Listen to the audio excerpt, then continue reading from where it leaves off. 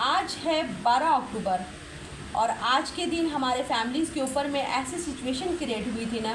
جو میں آپ کو بتا نہیں سکتی.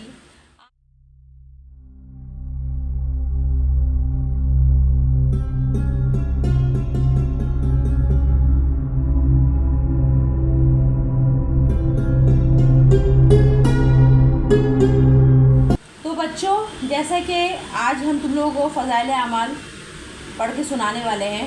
اور ایسے تو تلاوت کرتے ہیں،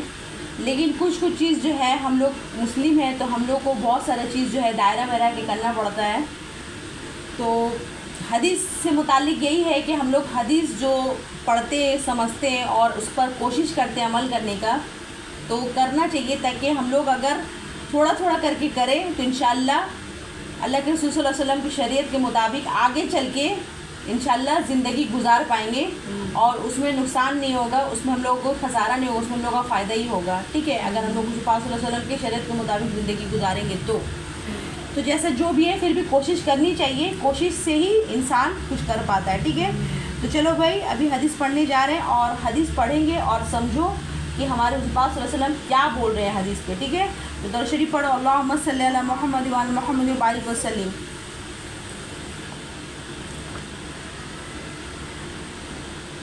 حضرت عائشہ رضی اللہ تعالیٰ عنہ فرماتی ہیں کہ میں نے رسول اللہ صلی اللہ علیہ وسلم کو ارشاد فرماتے ہوئے سنا. کون؟ حضرت عائشہ رضی اللہ تعالیٰ عنہ فرماتی ہیں کہ میں نے رسول اللہ صلی اللہ علیہ وسلم کو ارشاد فرماتے ہوئے سنا، جب کسی مسلمان کو کانٹا چبھتا ہے یا اس سے بھی کوئی کم تکلیف پہنچتی ہے تو اس کے بدلے اللہ تعالیٰ کی طرف سے اس کے لیے 1 درجہ لکھ دیا جاتا ہے اور اس کا 1 گناہ معاف کر دیا جاتا ہے. مطلب ہے اس حدیث سے مطلب کہ حضرت عائشہ رضی اللہ عنہا فرما رہی ہے کہ اللہ کے رسول صلی اللہ علیہ وسلم کا حدیث شریف میں مفہوم ہے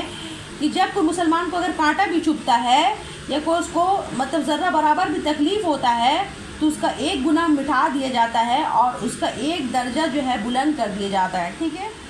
حضرت ابو ہریرہ رضی اللہ تعالیٰ عنہ روایت کرتے ہیں کہ رسول اللہ صلی اللہ علیہ وسلم نے ارشاد فرمایا. کون؟ حضرت ابو ہریرہ رضی اللہ تعالیٰ عنہ روایت کرتے ہیں کہ رسول اللہ صلی اللہ علیہ وسلم نے ارشاد فرمایا، اللہ تعالیٰ کے بعض ایمان والے بندے اور ایمان والی بندی پر اللہ تعالیٰ کی طرف سے مصائب اور حوادث آتے رہتے ہیں، کسی اس کی جان کے اوپر، کبھی اس کی اولاد پر، کبھی اس کے مال پر، اور اس کے نتیجے میں اس کے گناہ جھڑتے رہتے ہیں یہاں تک کہ وہ مرنے کے بعد اللہ تعالیٰ سے اس حال میں ملاقات کرتا ہے کہ اس کا 1 گناہ بھی باقی نہیں رہتا. اگر اللہ تعالیٰ اگر کسی کو آزمائش میں ڈالتے ہیں، اللہ تعالیٰ کسی کے اوپر محبت کرتے ہیں تو اپنا بندہ کو کیا کرتے ہیں،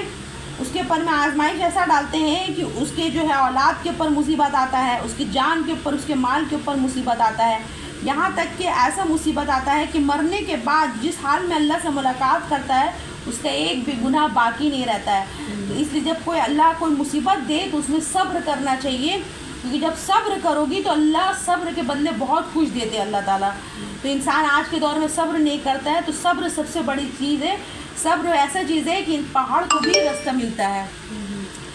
حضرت انس بن مالک رضی اللہ تعالیٰ عنہ روایت کرتے ہیں کہ رسول اللہ صلی اللہ علیہ وسلم نے ارشاد فرمایا، اللہ تعالیٰ جب کسی بندہ کو جسمانی بیماری میں مبتلا کرتے ہیں تو اللہ تعالیٰ فرشتوں کو حکم دیتے ہیں کہ اس کے بندے کے وہی سب نیک اعمال لکھتے رہو جو تندرستی کے زمانے میں کیا کرتا تھا. پھر اگر اس کو شفا دیتے ہیں تو اسے گناہ سے دھو کر پاک و صاف کر دیتے ہیں، اور اگر اس کی روح قبض کر لیتے ہیں تو اس کی مغفرت فرما دیتے ہیں اور اس پر رحم فرما دیتے ہیں. حضرت انس بن مالک رضی اللہ تعالیٰ عنہ کیا روایت کر رہے ہیں کہ حضور پاک صلی اللہ علیہ وسلم کا کیا ارشاد ہے، وہ کیا فرما رہے ہیں، اللہ تعالیٰ جب کسی بندے کو جسمانی بیماری میں مبتلا کرتا ہے تو اللہ تعالیٰ فرشتے کو حکم دیتے ہیں کہ وہ جو اپنا جو مطلب تندرستی کا حالت میں جو عبادت کرتا تھا اور ابھی بیماری کی حالت میں وہ عبادت نہیں کر پا رہا ہے تو اس کا نیکی لکھتے رہو، اتنا نیکی لکھتے رہو کہ اس کا جب اللہ تعالیٰ سے اس کا جب ملاقات کا وقت قریب آتا ہے، جب روح قبض ہوتا ہے تو اللہ تعالیٰ اس کا کیا کرتے ہیں، مرنے کے بعد مغفرت کر دیتے ہیں اور اس پر رحم کر دیتے ہیں. اس لیے کہتے ہیں کہ اللہ بے شک غفور رحیم ہے. تو اس حدیث شریف کا مطلب یہ ہے کہ دیکھو اللہ تعالیٰ بندہ کے اوپر کتنا مہربان ہے، لیکن آج بندہ کو مطلب بندہ دولت کے پیچھے بھاگ رہا ہے، شہرت کے پیچھے بھاگ رہا ہے، سب کچھ کر رہا ہے، لیکن اللہ کو مان لو فجر کی نماز پڑھتے ہیں تو اس کے لیے ہم کو ہارڈلی اگر اچھے سے پڑھتے ہیں تو 10 منٹ لگے گا تم کو. تم ظہر پڑھو گے تو تم کو لگے گا 20 منٹ لگے گا ظہر پڑھنے میں. عصر پڑھو گے تو بھی تم کو لگ بھگ 15 منٹ لگے گا. مغرب پڑھو گے تو تم کو 7-8 منٹ لگے گا. عشاء پڑھو گے تو آدھا گھنٹہ لگے گا. تو اللہ کے لیے کل ملا کے سارا دن میں اگر انسان کو 2-2.5 گھنٹہ نکالنا ہو رہا تو انسان نہیں نکال پا رہا ہے. انسان دولت کے پیچھے بھاگ رہا ہے لیکن اللہ کو وقت نہیں دے رہا ہے. اور جب کل قیامت میں اللہ سے اس حال میں ملے گا تو پھر اللہ کو کیا منہ دکھائے گا. اس لیے اللہ کو جتنا بھی کام کرو, مان لو ہم یوٹیوب کر رہے کچھ کر رہے, لیکن پھر بھی اللہ کے لیے تھوڑا سا وقت نکالنا پڑے گا اللہ کو راضی کرنے کے لیے, کیونکہ پھر مر کے جائیں گے تو پھر اللہ کو کیا منہ دکھائیں گے. تو چلو بھائی اللہ تعالیٰ ہم سب کو ہدایت دے اور ہم سب کو حدیث شریف کے اوپر میں اس کے اوپر میں عمل کرنے کی توفیق عطا فرمائے. سبحان اللہ و بحمدہ, سبحان اللہ و بحمدہ, واشہد ان لا الہ الا انت استغفرک. سبحان اللہ رب العزت عما یصفون والسلام علی المرسلین والحمد للہ رب العالمین. حق لا الہ الا اللہ محمد رسول اللہ صلی اللہ علیہ وسلم.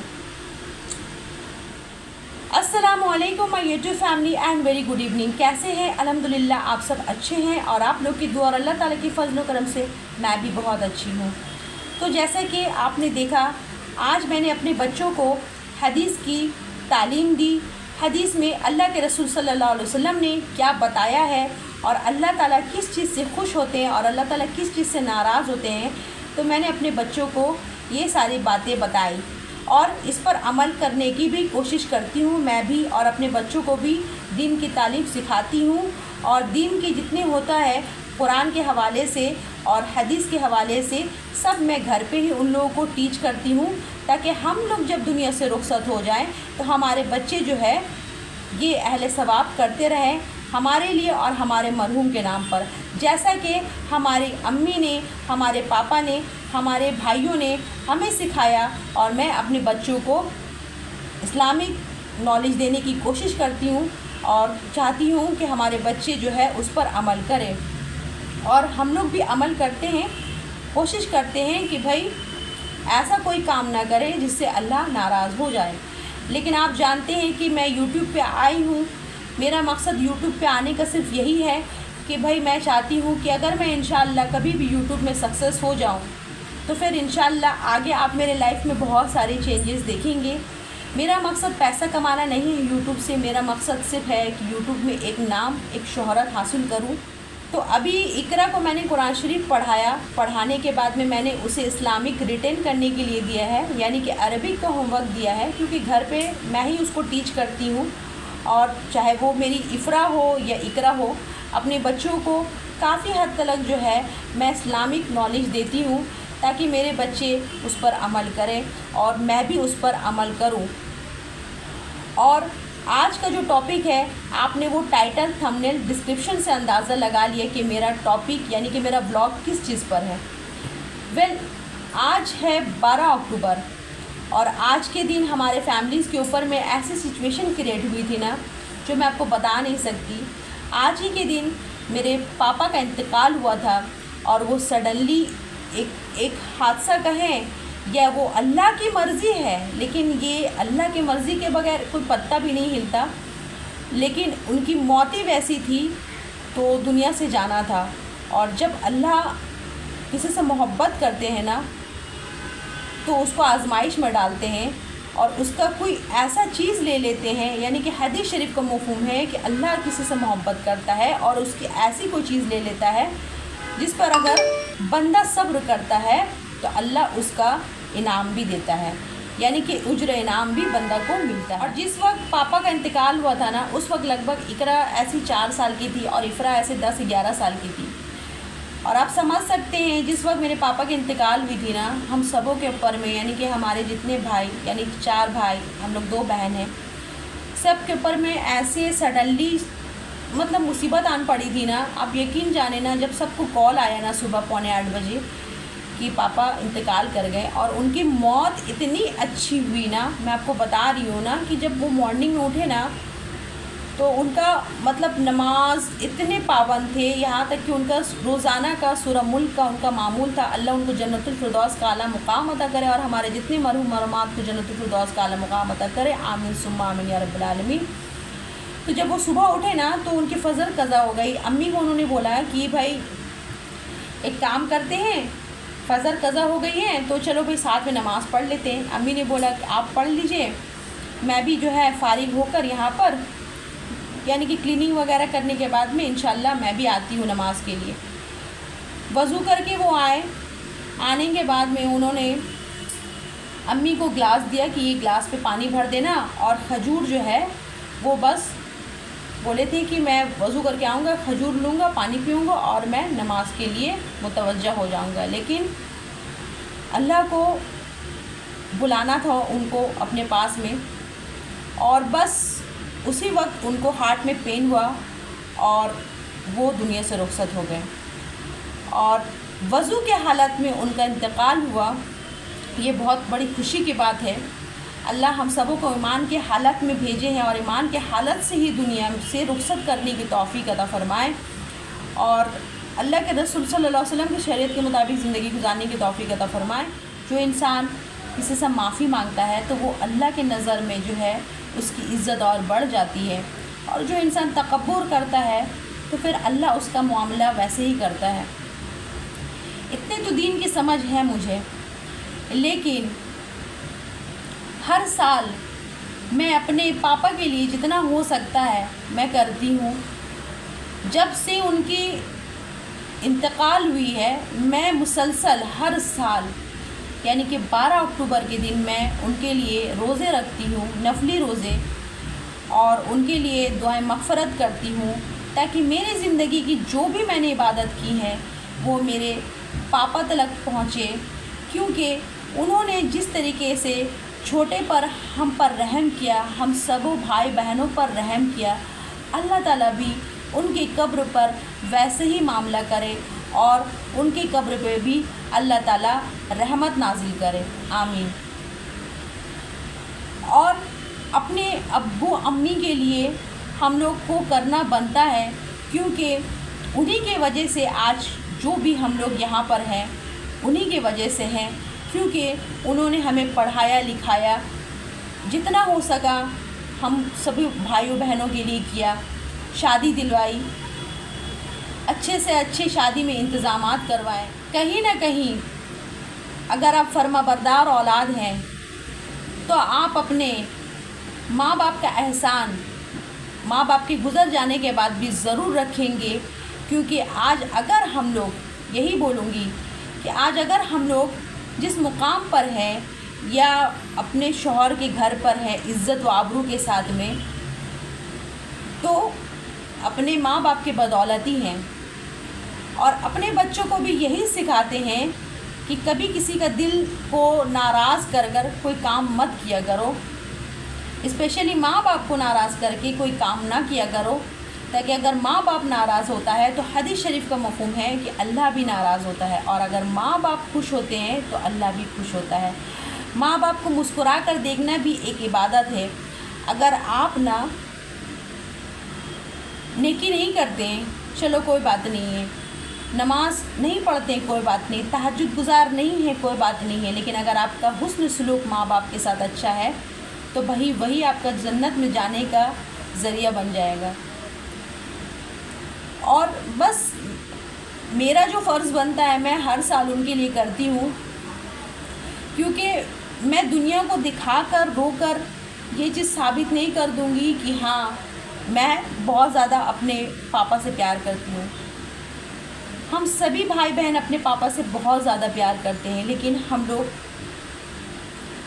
ظاہر نہیں کرتے ہیں۔ جب تنہائی میں رہتے ہیں ان کی باتیں یاد آتی ہیں، ان کی چھوٹی چھوٹی یادیں یاد آتی ہیں، تو احساس ہوتا ہے کہ شاید آج پاپا ہم لوگ کے بیچ میں ہوتے ہیں، ہمارے بچے کی بڑے ہو رہے ہیں، بچے کی پڑھائی کمپلیٹ ہو رہی ہے، کل کو شادی ہوگی تو پاپا رہتے۔ آج اگر پاپا زندہ ہوتے نا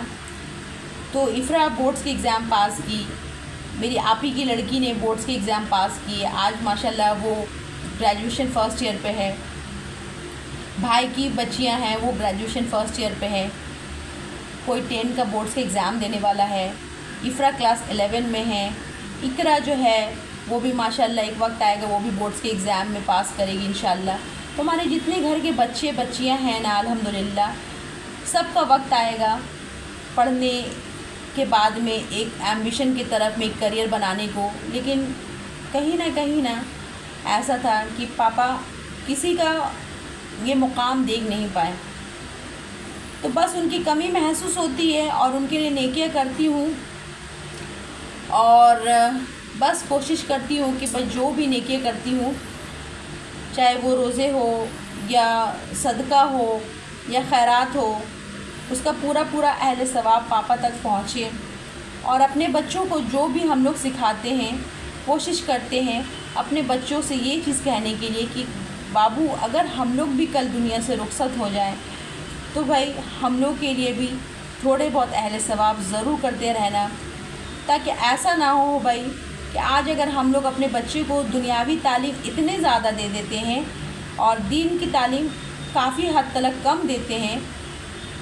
تو ایسا نہ ہو کہ بچے جو ہے دنیا کی زندگی میں پورے مبتلا ہو جائے اور آخرت کو بھول جائیں. اس لیے ہم لوگ کو ذہن پہ آخرت کو رکھتے ہوئے سارے کام کرنے چاہیے.